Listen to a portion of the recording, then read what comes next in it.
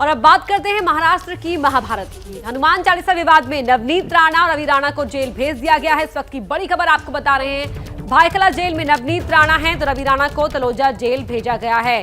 Byculla jail में बीती पहली रात नवनीत राणा की। दोनों ही पति पत्नी को अलग अलग जेल में रखा गया है। तलोजा जेल में है विधायक पति रवि राणा, तो वहीं नवनीत राणा है भायखला जेल में।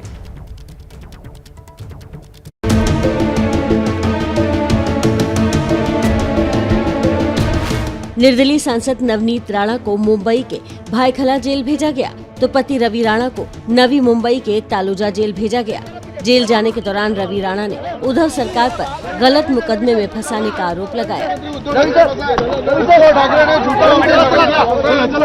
नवनीत राणा और उनके विधायक पति रवि राणा को पुलिस की हिरासत में भेजने की मांग को खारिज करते हुए अदालत ने दोनों को 14 दिनों की न्यायिक हिरासत में भेजा। जेल में शिफ्ट करने से पहले रवि राणा और नवनीत राणा का कोविड टेस्ट कराया गया, जो कि रिपोर्ट नेगेटिव निकला। राणा दंपति पर आईपीसी की धारा 15A और 353 तो बॉम्बे पुलिस एक्ट की धारा 135 के तहत एफआईआर दर्ज है और सबसे बड़ी धारा 124A यानी राजद्रोह की धारा लगाई गई है, जिसमें नवनीत राणा पर सरकारी सिस्टम को चुनौती देने का आरोप है।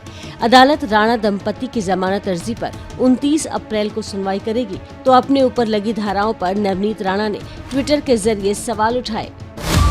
हनुमान चालीसा का पाठ करना पाप है क्या? आईपीसी की धारा 124A के तहत उम्र कैद तक की सजा। देश की आम जनता से सवाल, हनुमान चालीसा का पाठ करना पाप है क्या? अगर हनुमान चालीसा का पाठ करना पाप है तो हमें फांसी दीजिए।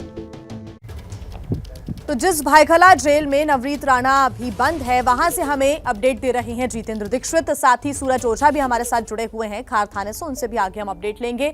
जितेंद्र, सबसे पहला रुख आपका करेंगे, फिलहाल क्या अपडेट, क्या ताजा तस्वीर है?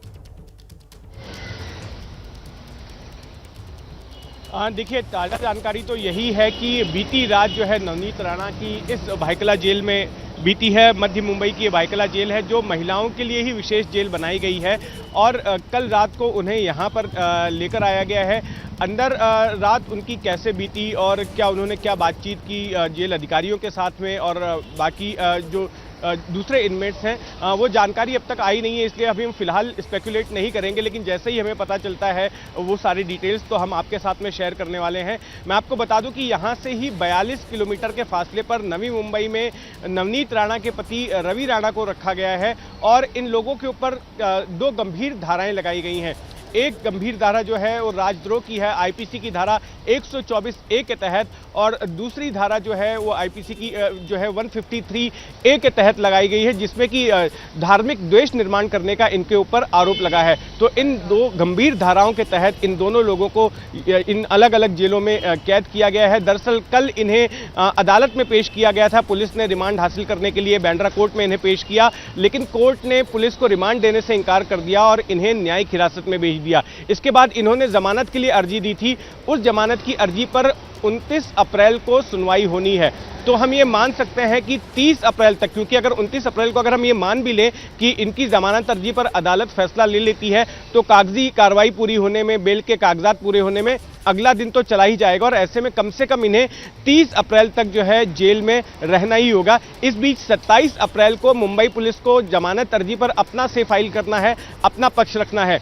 ये भी जानकारी मिल रही है कि हो सकता है इसके पहले बॉम्बे हाईकोर्ट में राणा दंपत्ति के वकील बॉम्बे हाईकोर्ट को अप्रोच करें और उनसे दोनों ही एफआईआर क्वैश करने की मांग करें। रहे हमारे साथ सूरज भी लगातार जुड़े हुए, हमारे दोनों सहयोगी मुंबई से हमारे साथ मौजूद हैं, उनके पास एक बार फिर से चलेंगे। लेकिन देखिए, महाराष्ट्र में हनुमान चालीसा पर राणा दंपत्ति और शिव सैनिकों की लड़ाई में बीजेपी और शिवसेना अब दोनों आमने सामने आ गए हैं। लड़ाई के केंद्र में अब राजद्रोह की धारा है।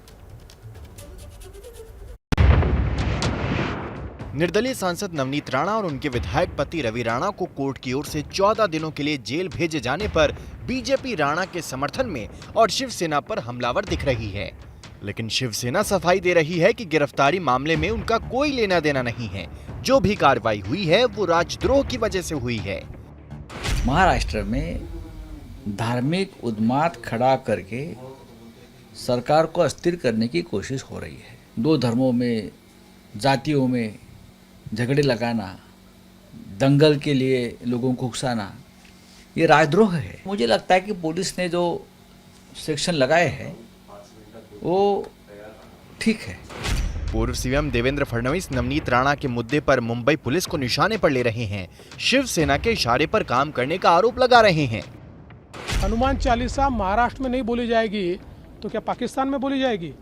मुंबई पुलिस के इतिहास का सबसे शर्मनाक दौर चल रहा है और जिस प्रकार से पुलिस अपना कर्तव्य भूलकर केवल सरकार के दबाव में काम कर रही है, ऐसा मुंबई में हमने पहले नहीं देखा।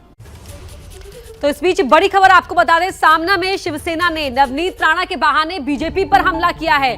सामना में लिखा गया है कि भेड़ बकरियों की मदद से बीजेपी शिवसेना पर हमला कर रही है। नवनीत राणा के पीछे बीजेपी का कुंठित दिमाग है। हमारे साथ हमारे सहयोगी जितेंद्र दीक्षित लगातार जुड़े हुए हैं लाइव। जितेंद्र, अगर बात की जाए सामना के इस लेख की, तो सामना के इस लेख के जरिए बीजेपी पर तीखा हमला बोला गया है। बिल्कुल, और देखिए ये लड़ाई अब सीधे सीधे साफ हो गया है कि ये लड़ाई बीजेपी बनाम शिवसेना की है, क्योंकि शिवसेना को यही लग रहा है कि राणा दंपत्ति के कंधे पर बंदूक रख के उस पर निशाना साधा जा रहा है। और बीजेपी साल 2019 से जिस तरह से ये कथानक गढ़ रही थी, ये नैरेटिव चला रही थी कि शिवसेना अब हिंदुत्ववादी पार्टी नहीं रही, उसी नैरेटिव को कंट्रीब्यूट करते हुए ये राणा दंपत्ति नजर आ रहे थे। और इसलिए शिवसेना जो है इस तरह की प्रतिक्रिया दे रही है और यही माना जा रहा है कि राणा दंपत्ति सिर्फ जो है इस्तेमाल किए जा रहे हैं बीजेपी की ओर से, क्योंकि जब राणा दंपत्ति को गिरफ्तार करके खार पुलिस थाने लाया गया, उसके बाद में किरीट सोमैया वहां पर उनसे मिलने के लिए पहुंचे और उस दौरान भी हंगामा हुआ। किरीट सोमैया ने आरोप लगाया कि उनके ऊपर शिवसैनिकों ने हमला कर दिया, उनकी गाड़ी पर पथराव किया, जिसमें कि वो घायल हो गए। और आज शिवसेना की शिकायत करने के लिए, ठाकरे सरकार की शिकायत करने के लिए किरीट सोमैया के नेतृत्व में एक प्रतिनिधिमंडल दिल्ली पहुंचा है। वो होम सेक्रेटरी से मुलाकात करेगा, हो सकता है कि गृह मंत्री अमित शाह से भी उनकी मुलाकात होगी। और महाराष्ट्र में जो कुछ भी चल रहा है, जिस तरह से उनका कहना है कि बीजेपी के नेताओं को टारगेट किया जा रहा है, इससे पहले 3 दिन पहले मोहित कंबोज जो कि बीजेपी के नेता हैं, उनकी गाड़ी पर भी हमला हुआ था और किरीट सोमैया पर भी 2-3 बार पहले हमले हो चुके हैं। इन तमाम बातों की जानकारी जो है होम डिपार्टमेंट को दी जाएगी। जी, आपके पास लौटेंगे जितेंद्र, और हमारे पास सूरज ओझा भी हमारे साथ लगातार जुड़े हुए हैं खार थाने से लाइव। सूरज, अगर बात करें राणा दंपत्ति की जमानत की, तो कितनी संभावनाएं नजर आ रही हैं? जी बिल्कुल, देखिए, अगर शुरुआती बात को ध्यान में रखा जाए तो जब ये सेडिशन के चार्ज लगाए थे 124A, उस वक्त जो लोअर कोर्ट है उसने मुंबई पुलिस को कहा था कि आपने इतनी संगीन धारा लगाई है, इसे साबित करने के लिए कोई बेसिक डॉक्यूमेंट या बेसिक एविडेंस आप दिखाइए। लेकिन जिस तरह से रिजवान मर्चेंट एडवोकेट है जो नवनीत राणा के, उन्होंने ये कहा है कि जब कोर्ट ने सबूत मांगे तो पुलिस सबूत देने में फेल हो गई और इसी वजह से इन्हें पुलिस कस्टडी न देकर कोर्ट ने इन्हें जेल कस्टडी दे दी।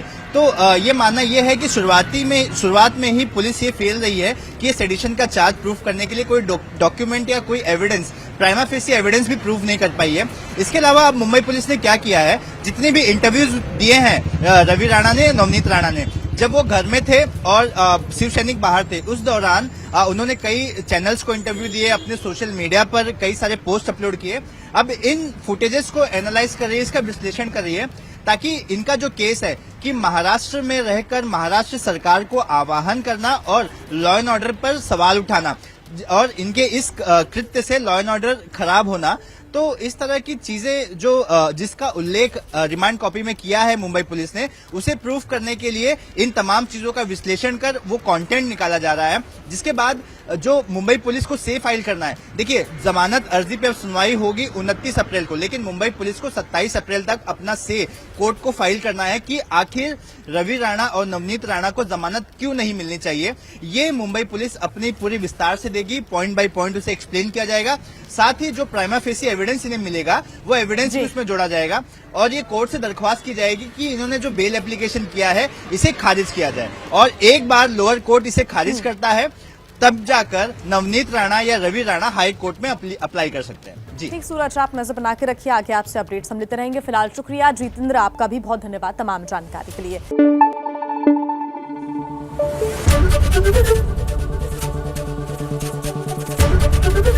एबीपी न्यूज आपको रखे आगे।